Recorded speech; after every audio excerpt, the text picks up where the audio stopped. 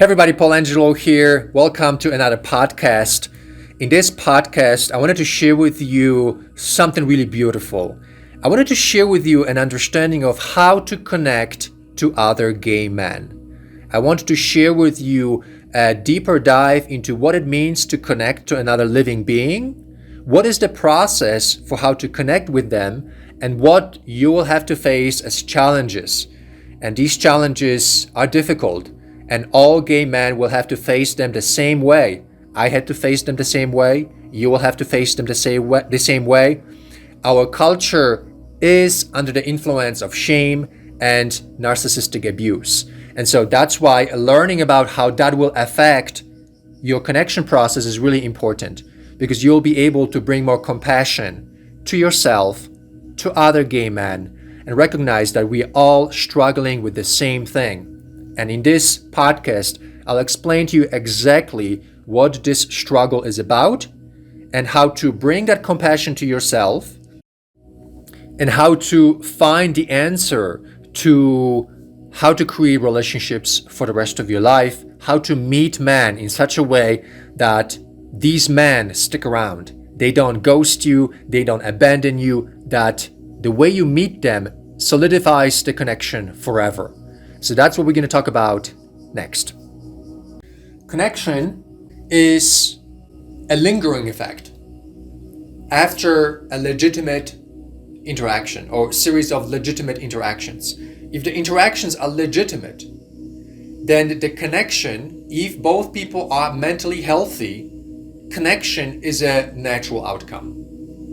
So this is the standard.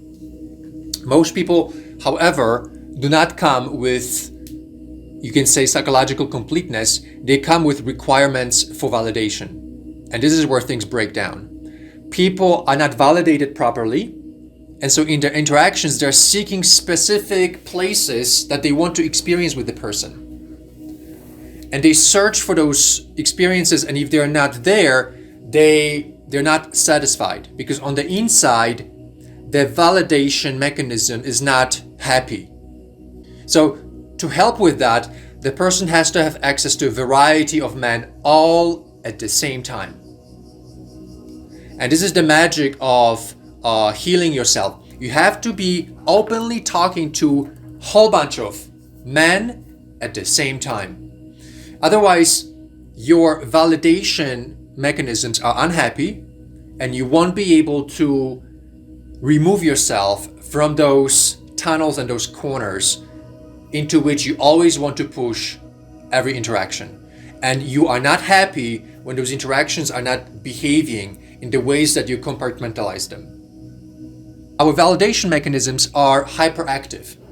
And for you to satisfy them, and you will have to satisfy them, that's another thing. You will have to satisfy your validation mechanisms, because your validation mechanisms are part of your identity. And so your identity works by initiating arousal towards those validatory behaviors and experiences. So let's say that for validation purposes, you want to be fucked with a big dick and then with a dildo.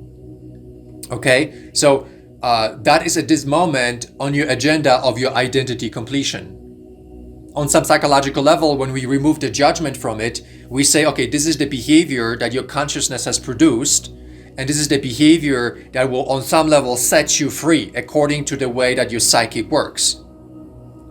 So your mind is actually working for you. Your mind is your friend, theoretically speaking. And whatever you are primed to search through the validation mechanisms, you should on some level give yourself. See, the thing about these validation mechanisms is that when they are shamed and when they operate inside of a traumatic setting, such as narcissistic abuse, then these validation mechanisms are intercepted and they no longer completely serve the development of the healthy identity. They are distracted now by shaming forces and by the abuse.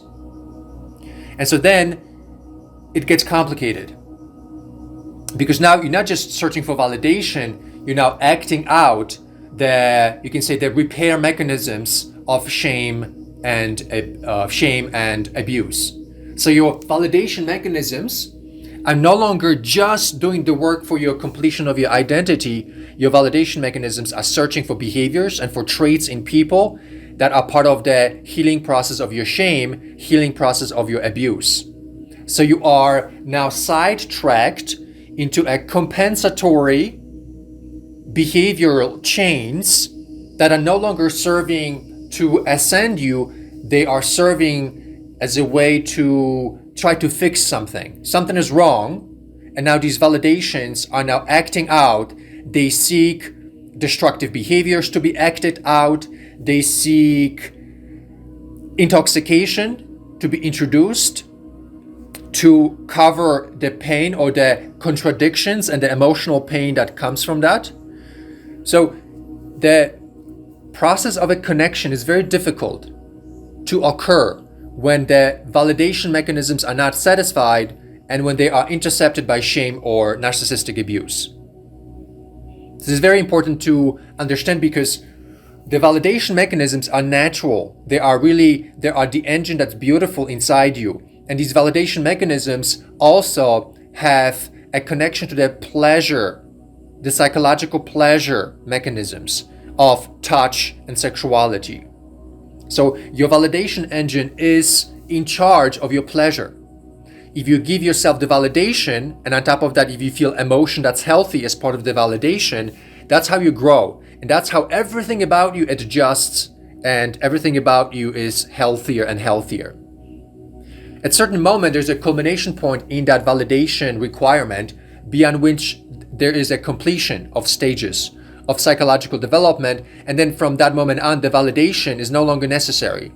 There's a certain freedom in a way of being, in a way of living, because validation is no longer guiding you, no longer influencing you, no longer creating traps and tunnel visions, because you've completed yourself. And so the engine has been satisfied on the inside. And now, my friends, you can ascend the real way, because now your ascension is based on the logical direction of your mind. You can now direct your life more logically. Prior, the subjective, irrational validation processes needed to be acted out in their own ways, and they influenced you. Now you've been completed with your identity, with your gay identity, with your masculine identity, with your sexual persona. Everything is interconnected together. There is this beautiful aura of emotional activity around it. And now you're guided by principles that are the real principles of logic and philosophy, principles of ascension, of virtue, of unity, the real unity, principles of service to humanity, the real way, not the phony way, where you actually serve yourself, not really the humanity, because you are not in a space of courage to call out the truth. And so there's a moment in our development where we no longer crave the validation. We can step outside of the validation, really recognize that the world is in trouble when there's no truth. And that's when the real service to humanity begins. Leadership is possible. The ascension mechanisms can be activated and can be connected to pleasure mechanisms. From that moment on, you are attracted and you crave sexuality with men that are trying to make a difference. It doesn't matter at that moment whether they are older or younger, how younger they are. It doesn't matter anymore whether they're going to be sexually compatible. What you notice is you want to be around them because they are free-spirited. They are free-spirited.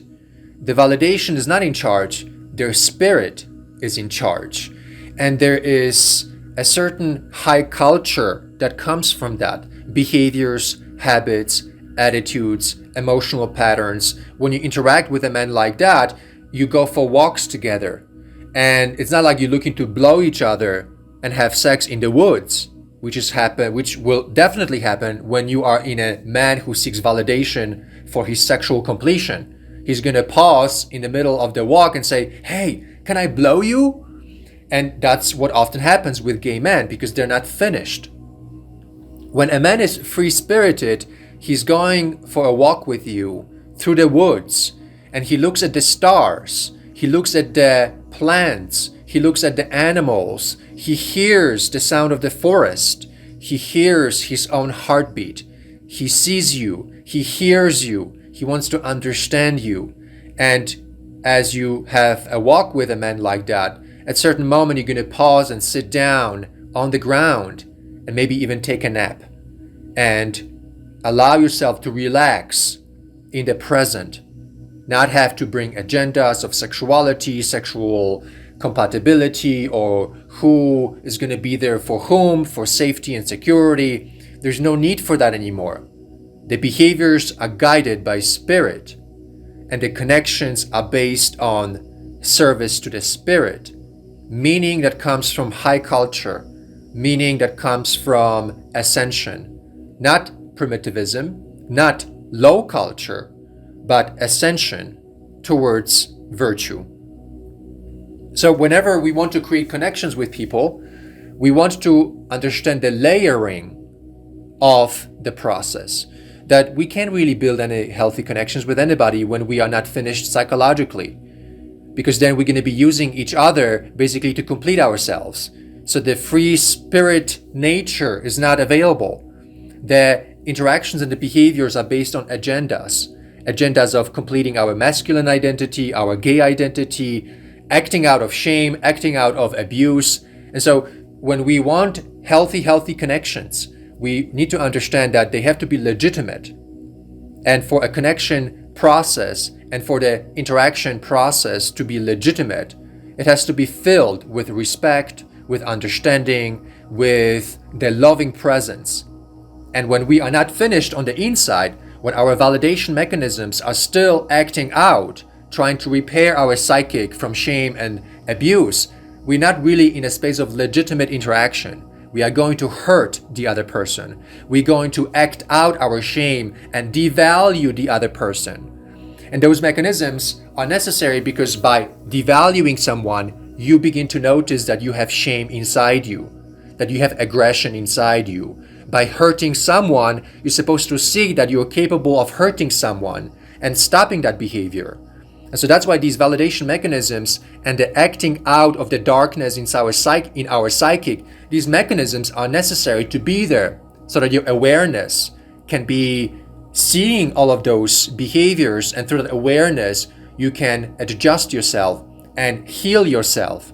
And when we say heal yourself, it means that you are being aware of your self-destructive patterns and you are gradually dissolving the motivations, you're becoming aware of your internal states of mind, you're quieting down the pain, you're quieting down the neurotic energy, and then the behaviors are now different. And now you have an ecology for legitimate interactions that create legitimate connections. So there's no more sexuality there. There's no more agendas there. It's basically presence, one interaction at a time. And the legitimate nature of the process simply takes you to the next step. There's no need to know what's going to happen. There's no need to know to figure anything out, because you don't have to protect yourself anymore. There's no agenda coming from you anymore, so you don't feel worried about anything, because you don't really seek anything. You don't really want anything. On a deeper level, you understand that you need to have lovers and people that love you and care you and healthy social space. You know that, but you don't seek it anymore. You take it for granted because the community takes care of that for you. And so that's why the ultimate solution for healthy connections is the presence in a community where there's no hyperactivity about seeking, about wanting, about protecting. And that way you feel relaxed. You go through the experiences of connectedness, one moment at a time, one experience at a time. You are present, you are relaxed because you know you're in a good place. You know that you are taken care of on an individual level by the virtue of having access to these men, but also on a community level by the principles that maintain peace and order in that community. Everyone flows beautifully through the interactions, through the communication, and everybody is connecting in a healthy way. So to have healthy, beautiful connections, we need to complete ourselves. We need to be compassionate to our validation mechanisms with sex, with masculinity, and with the gay identity. These validation mechanisms will be the first series of relationships. You're going to use those relationships to satisfy those validation mechanisms. So this first round of relationships are unlikely to be stable, unlikely to be long-term. So you need to be prepared for the betrayals. You need to be prepared for the broken heart. You will need to be prepared for some of the deception that's always part of behaviors when people are completing themselves, where they seek validation, where irrationality is part of that. So the good news is that by understanding this process, you can understand the nature of psychological development, the nature of becoming ready for relationships, and then being more compassionate to yourself, that these stages of development are very complex and you need to surrender to them. Don't fight them. Surrender to them, expand your awareness, expand your self-compassion, and of course, compassion to other gay men who are going through exactly the same thing that you are going through. They're going through exactly the same struggles that you are going through. We are all in this together. Some of us go through these stages faster than others, depending on how much love you were given in your childhood and with your family. If you were given extra love, then you have an advantage. You lucked out. I lucked out because I had a dog in my childhood. My family is narcissistic, but I remember falling in love with my dog and loving my dog so deeply that I still miss my dog. And my dog taught me a lot about love and a lot about the subtleties of caring for another living being. And I'm so grateful that Linda, which was my dog, entered into my life, because I never really received love from my mom or dad. They taught me discipline, they taught me education, they taught me how to be healthy, but they didn't give me love. And so I understood that in my 20s and 30s, I had to complete those validations through all kinds of crazy ways. I had to validate my identity. I had to discover what love really feels like, because my parents never gave me any of it. So I struggled for 20 years with all kinds of relationships, and yes, they were long-term, but they were long-term not because they were supposed to be long-term. It's just happened that way. Those validation mechanisms lasted for those many years. But would I enter into those relationships today the same way? Of course not. Because those relationships were not there to be the forever kind of relationships. Those relationships were there to satisfy certain stages of my development that needed to be completed. I needed those validations. My organism, my biological system needed those validations through those behaviors that happened as they happened. So I don't feel guilty. I'm not ashamed of failures in my past relationships, because that is how it was supposed to be. You can say, destiny was somehow influenced by the validation needs of my beingness. And today I stand more completed because of it. So all of this circles back to a certain destiny that's in front of all of us, that's unfolding in front of all of you through the mechanisms of your validation, but also through the mechanisms of shame, mechanisms of trauma from the narcissistic abuse that's all around us. So understanding all of this is helpful, because you don't want to spend too much time having to validate something that really does not have to be validated, because you can avoid it altogether by not being exposed to shame, not being exposed to trauma. Sometimes it takes years to heal years of shame and trauma. And so those validation mechanisms will be sending you to men that may appear healthier than you in one category, only to punish you in another category. So if you lack masculinity, you'll be attracted to men who show extra hypermasculinity. If you have body image issues, you will be attracted to men that show certain beautiful traits. If you have internal states of confusion, you'll be seeking men who are very clear and who are very successful. So all these processes are beautiful when we look at them psychologically. Unfortunately, we don't live 500 years. So the bad news about all of this is that these cycles take a long time. You don't want to get stuck in these cycles of having to validate trauma having to validate shame, because inside of those years of that validation, you're not really interacting with people that will be there for you for the long term. These people are going to be there to show you the hurt that you're doing to yourself, to show you what's going on in terms of acting out of your drama, but these people are not going to stick around for a long time. So whatever relationships that you're building, while you're still seeking validation, while you are acting out your shame and acting out your trauma and abuse, those relationships are not the productive relationships for the rest of your life. I mean, they're productive from the healing process that you're doing, but they're not the kind of relationships that will be there for you forever. So there will always be this disappointment that these relationships don't last. And so there is this cyclical hurt that also happens while we are in a shaming, while we are in the acting out of abuse period of time.